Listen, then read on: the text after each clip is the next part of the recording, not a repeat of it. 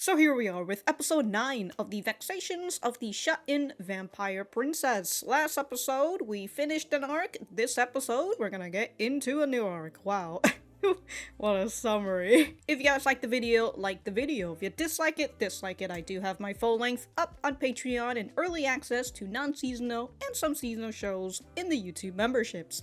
Other than that, let us get started. Oh yeah, she's going on vacation. Is that the beach? Oh, the beach episode, huh? Good for you. Oh, Gara Arika. Oh, that's a nice swimsuit you've got there. Oh yeah, she is. Okay. What's the punishment? I thought she was let go.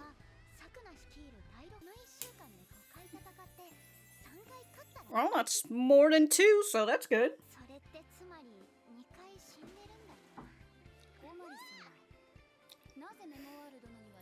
Because she's cute. She's a kawaii anime girl.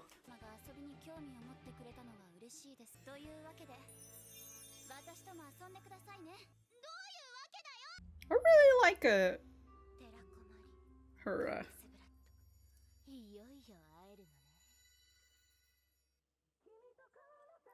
I was like, Bill Hates' swimsuit looks nice. Also, they really gotta show her giant bitties. But when you see the behind and like you see the ribbon on it, it's very nice. Warblade Tea Party.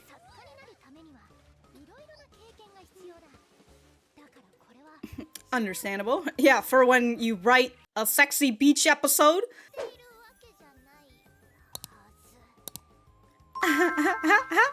She's just out here playing with... Oh, shit, dude. Sucking us fucking getting headshots out here.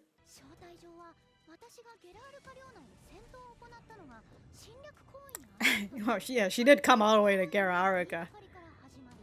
Oh, false accusation.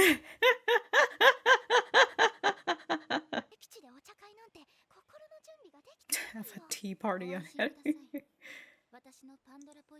What, are you gonna poison both of them? Oh yeah, that too.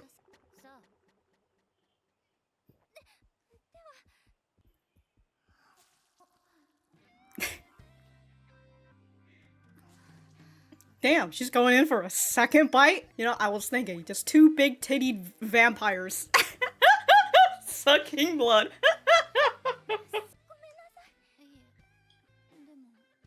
And then this fucking guitar.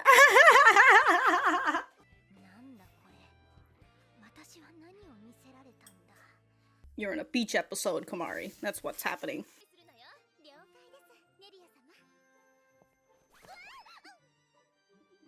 Oh, she's a clumsy maid, huh? Y'all wax this floor a little bit too much.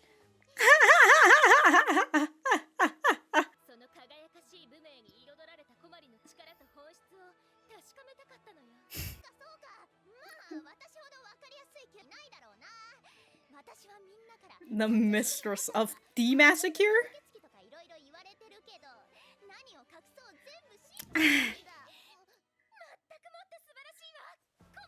Look at her flaunting out here.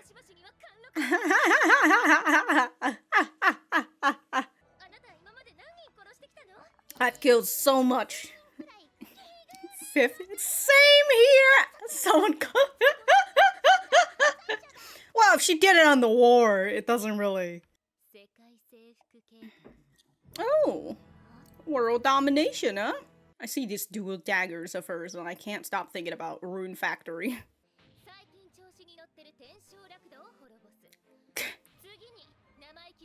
Hakugoku? Yeah, fuck these neutrals.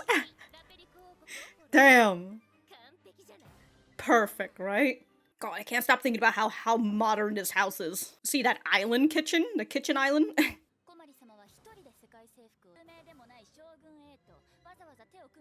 Oh!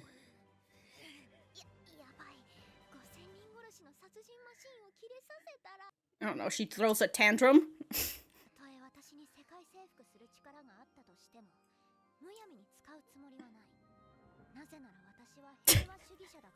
Okay.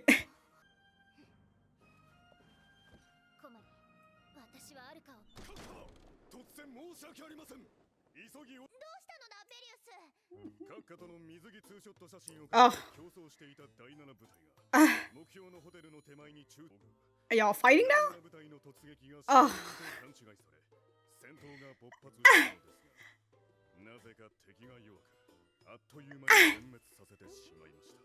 Damn, starting war, dude.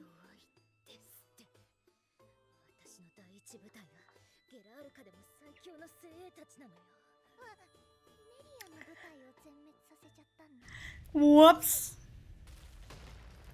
Are they blowing up the fucking... Is that what the... Oh my fucking god. You guys are...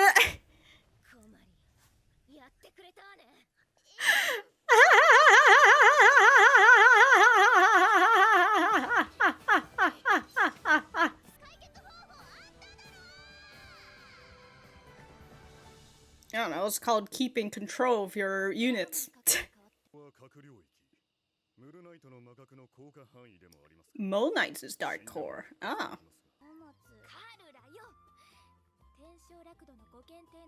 5 Imperial Saber. Alright, I don't know why the subtitles are like this. Oh! I was thinking about this last episode. Is she just napping? Or is she pouting, actually?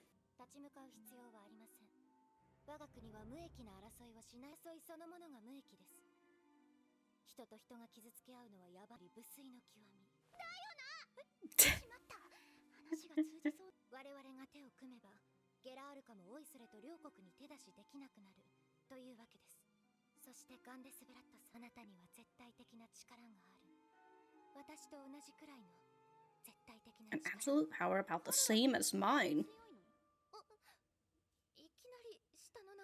Oh.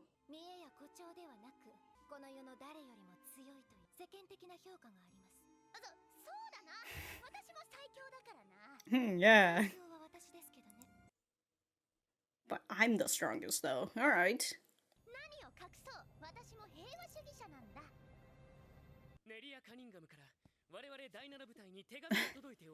Alright, Nelia, what's up?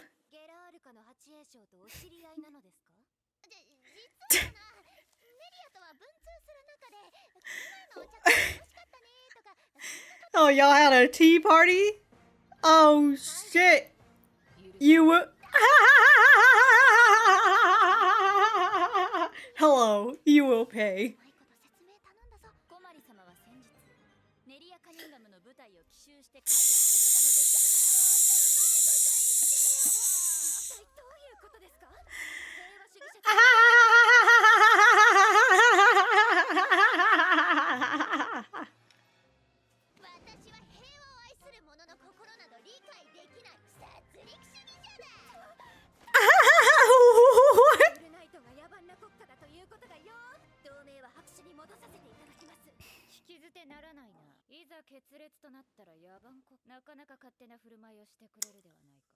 Ooh.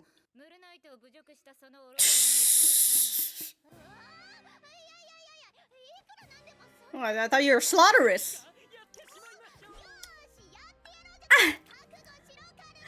She is really stuck in between.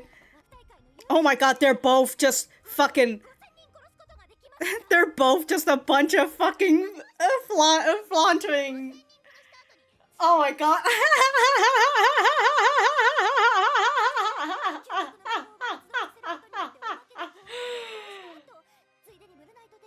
I thought you were also... I thought you didn't want to kill people.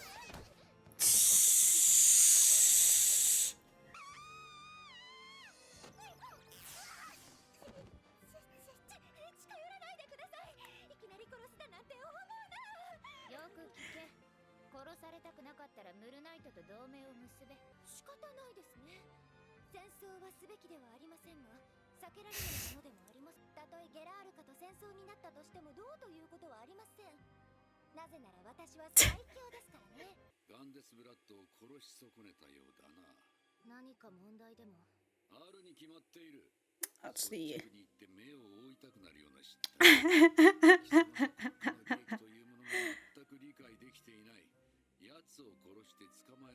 Kill and capture her? Well, I guess they are still in the dark core zone.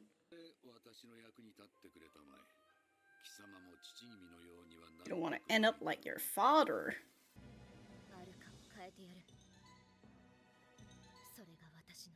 So was your dad the king?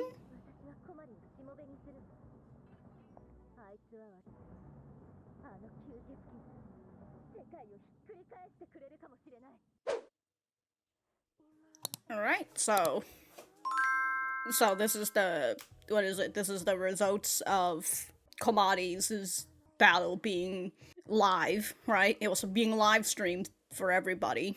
So Kara Aruka and the Heavenly Paradise both know, and they're both kind of in cahoots with one another. Or at the very least, in terms of the inverse moon, right? They're in cahoots with one another. Well, I wouldn't know if Cornelia...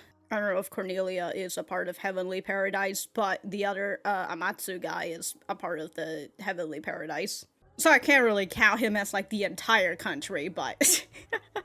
but I would assume that, I mean, kind of like what they were talking about last episode, with the assumption that I have is that Gara Aruka doesn't have a dark core anymore. I would assume, just because, like, they were talking about, even though they were in Gara Aruka, they were like, we're in the dark core zone, so Mulnite's dark cores were in the range, in the effect of Mulnite's dark core.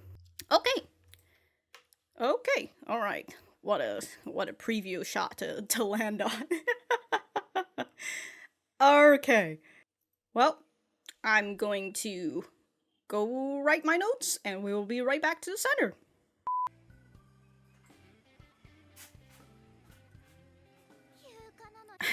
This guitar, oddly enough, reminds me of Final Fantasy 15, when you get to go and meet Cindy. God, I love Cindy, that car mechanic girl with a southern accent. I love her. And so, I feel like that's what it sounds like. Do I drip coffee on here? It's just sticky. Okay, anyways. Yeah, like, when you talk to her, there tend to be, like, this fucking guitar riff that plays. And that's what it's giving me vibes of. My god, I was looking up, sorry, I was looking behind. I didn't look at her butt before, but man, that... that fucking swimsuit of hers is really riding her ass. Like, it's like a teabag. Like, what? Holy shit. My goodness.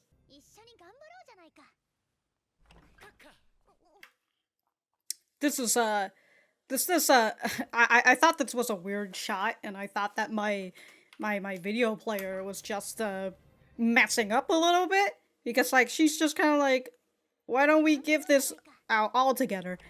And then the scene cuts to this before... It's like a second or like just like a few milliseconds before the sound of what's-his-face opening up the door and saying, you know, "Kaka!"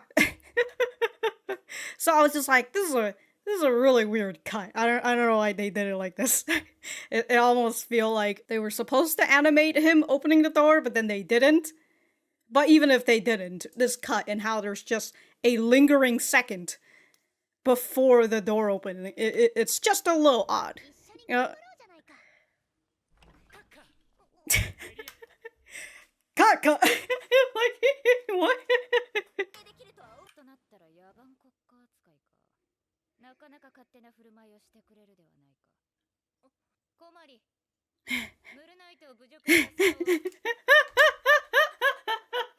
Yo, the fucking Karen is like, wow, you're out here treating us like savages, barbarians and shit just because talk breaks down?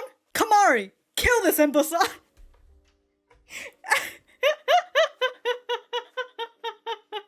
Alright.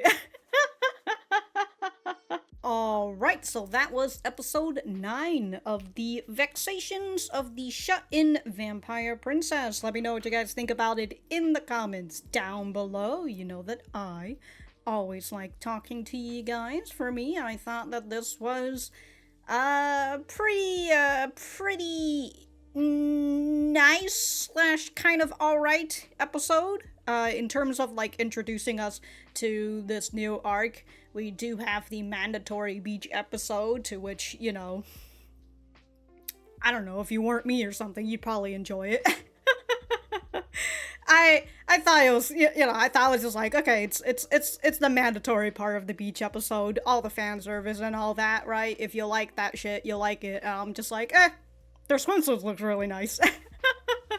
So, for the most part, I really do like the design of their swimsuits and all that. But other than that, don't really care much for it. We did get to see that Sakuna did get a punishment for from the queen, from Karen, and that it was to just engage in constant war, to which all I can think of, is that really a punishment? It kind of feels like you guys do that all the time anyways. But whatever.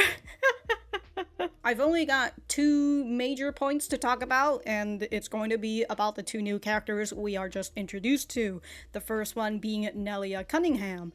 And from what it said, she's one of the proud 8 illustrious generals of the Republic of Gara Arika. Also, I just want to talk a little bit about Gara Arika as well, but from what we heard is that she has a grandiose title of Moon Peach Princess, to which I'm like, okay, you know, it's just a title, but eventually I'm just kind of like, it might not just be a title, but like one of her previous position, because as what we learned from the history of Gara Arika is that they used to be called the Kingdom of Arika, and that it used to be a monarchy before it got turned into a republic, because Madheart, that's his name, he led a revolution and he turned it into a republic. Nelia did make the mention that she has met Komari before, and I'm not super sure exactly where, other than perhaps at the school, but then at the same time that school was in Mulnite, so I don't know if the academy in Mulnite accepts students from other countries, especially if they're just constantly at war with one another.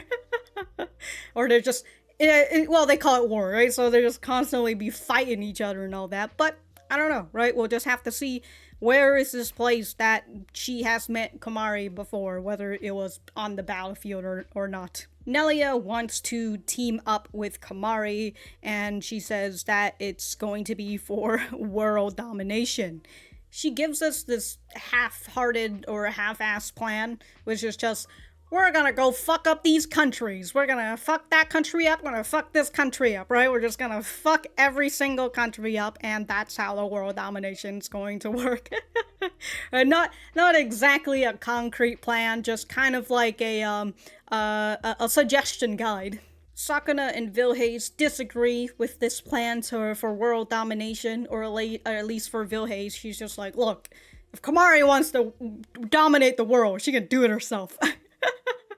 Komari was close to winning over Nelia because she said that she's a pacifist, and the way that she talks about power, right? She's like, if I do have this power, I'm not going to dominate over other people. I'm going to, hold on. Let me see what she is saying. I'll take this opportunity now to tell the truth. Even if I did have the power to take over the world, I refuse to use it recklessly.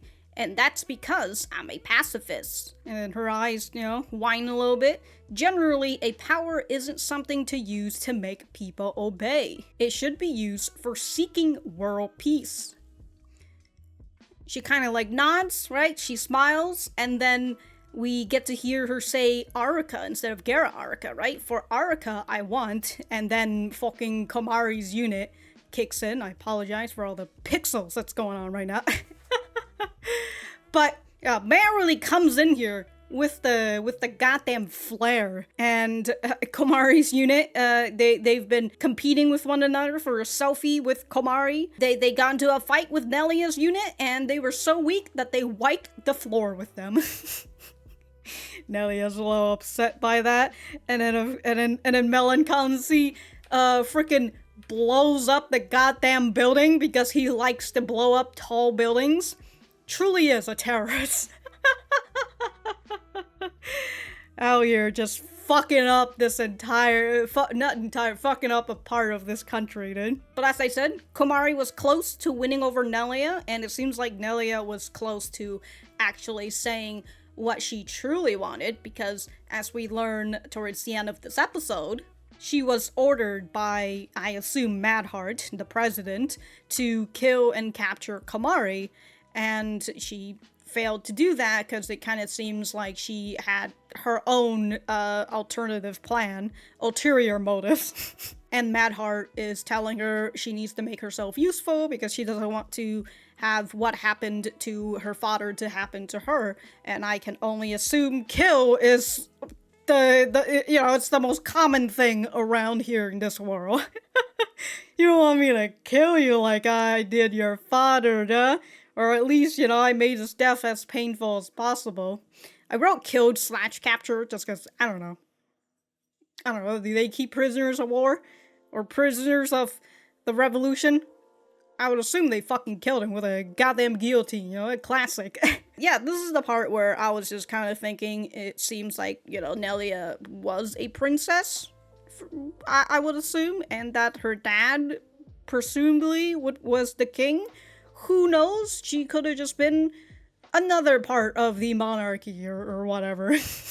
But she is in need of Komari's help because she wants to turn the world upside down. So, yeah, it seems like her ulterior motive is perhaps she wants to get rid of the president, right? She wants to bring back Araka instead of Gara Araka. I already made a note about this, but I just want to repeat it anyways. It's the idea of Gara Araka. They don't really have a dark core. And just from that discussion that the president was having with the inverse moon, and since the inverse moon wants to destroy the dark cores and such, and then here in this part where they were saying that this part of Gara Araka is in the effect of Mulnite's dark core, and I was like, okay, that's interesting, because I saw on the title in the 20th seconds or something. Here it is. It says Gara Araka Republic Dark Core Zone. I was just like, oh, a dark core zone. Does that mean that when we're outside of the dark core zone, there's no dark core? Because the whole thing that they explain in episode 1 is that each country has a dark core, and for the most part that covers up the entire Pangea. So if we're outside of the dark core in the Gara Araka Republic, does that mean just permanent death somewhere around there? And then they were talking about the fact that it's within Mulnite's dark core. I was just like, okay, so I guess Gara Araka doesn't have a dark core, to which, does that mean that Lord Meadow just, he fucking died, right? He got blown up outside of the dark core zone, because technically they called it the jungle region. So, I don't know. Man's dead.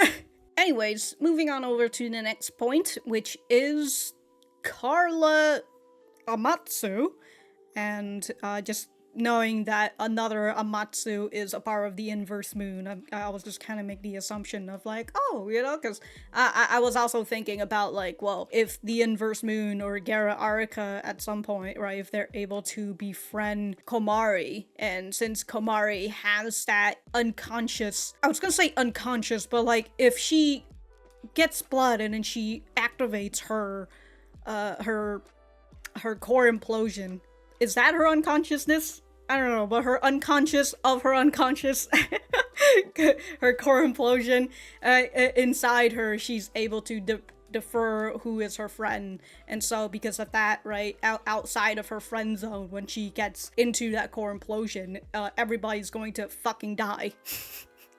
Outside of her friends and the people that she cares about. And so it's the idea of well, if you get her to believe that you are her friend, right, and you activate the core implosion, would that cause her, to just go on a rampage and to do stuff for you and such? Who knows?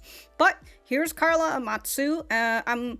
Initially, as I was saying, I thought that perhaps that's what she was going to be. She comes in to try to befriend Komari, so then they can get Komari on their side to do things for her. But I'm starting to kind of think that just because she shares the name Amatsu doesn't mean that she's probably in the inverse moon, just because of the way that she is.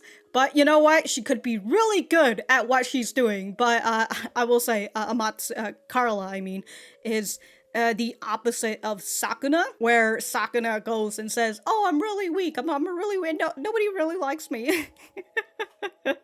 or my unit, she did say, my unit, even though I'm weak, they really care about me and whatever. But she keeps going on about how she's weak, and then Komari's just like, is she really weak or is she not? And so here we have Karla, who's just like, yeah, I'm really fucking strong.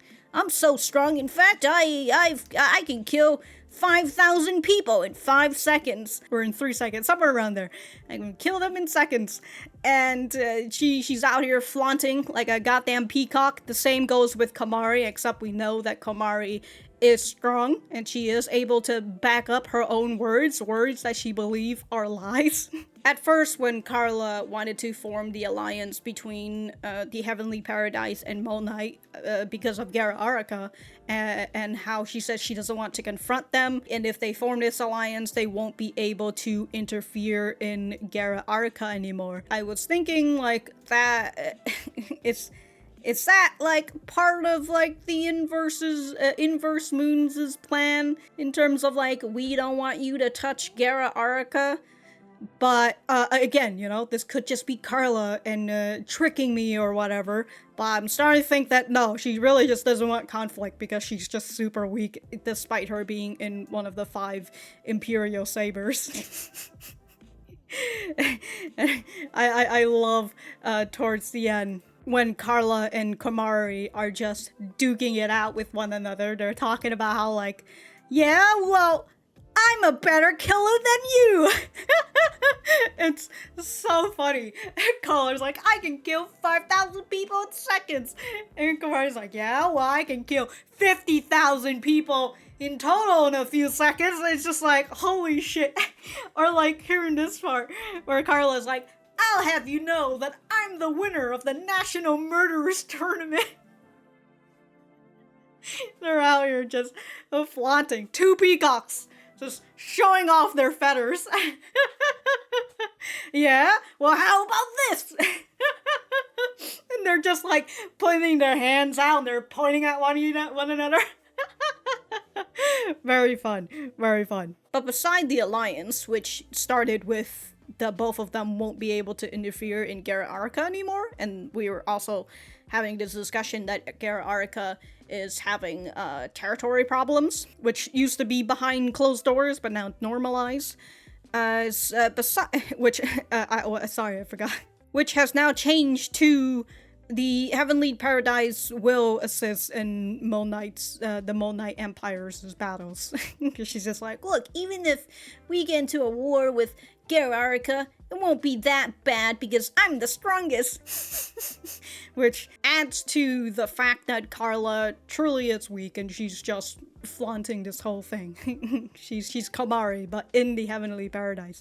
And also, perhaps not as strong. Who knows? Who knows? For all I know, she's probably the fucking failure and her brother hates her ass. Just because she's so fucking weak and she wants world peace and all that. Fuck that shit, am I right? To which, yeah, that's what she wanted Komari's help to bring peace to the world. And Komari was pretty excited to hear someone who doesn't want to fight, right? Doesn't want conflict, and she was excited for that until her unit comes in again. Her actions at Gara Araka comes back to bite her in the butt, and she couldn't go and say like, oh yeah, I'm actually a pacifist because her one of her man is in there, or one of her unit is in there, and she had to flaunt in front of him, calling herself a slaughteress and everything. And it's this gag that's been going on for a while now, and it's the fact that Komari's unit is the Wild Bunch. The top 3 people in there, they've all committed various amount of crimes that got them to where they are. And yeah, they're very in love with Komari, and they're always trying to compete for her affection. I don't know. I don't know. They're always competing with one another, doing things without Komari's permission, and then making her the prize.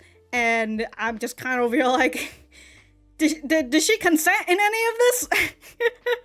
She begrudgingly does towards the end, because she's just like, oh, well, they've worked hard and I need to give them prizes and stuff because I don't want them to think that I'm weak and they're gonna fucking kill me and such. So she's she kind of coerced herself into it.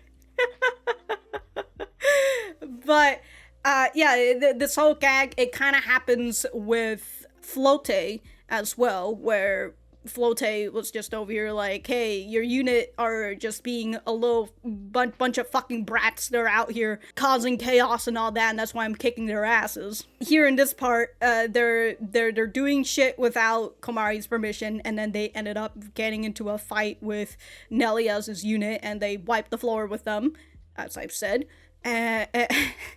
And Melon constantly just blows the fucking tower up, and like that causes conflict. It basically what they were doing here in this part, because it happens twice, right? That it basically is like if Komari had a better command of her unit, because she is strong. The thing that she's weak in is actually being a commander.